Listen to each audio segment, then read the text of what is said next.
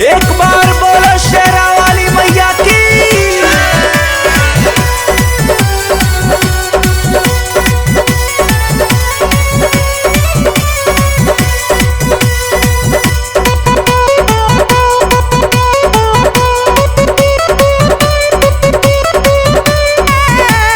प्रेम से बोलो साचे दरबार की।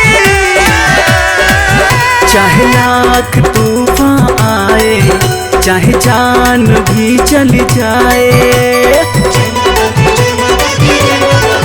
चाहे लाख तूफान आए, चाहे जान भी चली जाए, छोड़ूंगा न द्वार तेरा ओ माता शेरों वाली। छोड़ूंगा न द्वार तेरा ओ माता शेरों वाली।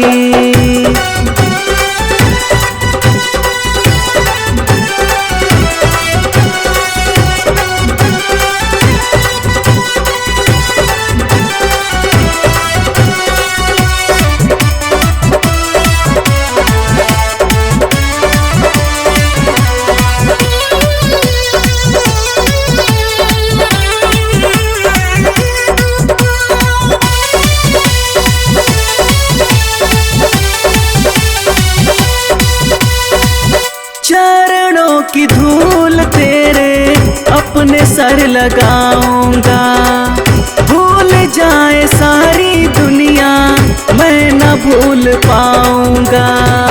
चरणों की धूल तेरे अपने सर लगाऊंगा, भूल जाए सारी दुनिया मैं न भूल पाऊंगा। तू ही काली तू ही महारानी, हे अम्बे दुर्गे भवानी। तू ही काली तू ही महारानी, हे अम्बे दुर्गा भवानी। भक्तों पे कर दे दया ओ माँ शेरों वाली। ये भक्तों पे कर दे दया ओ माँ शेरों वाली।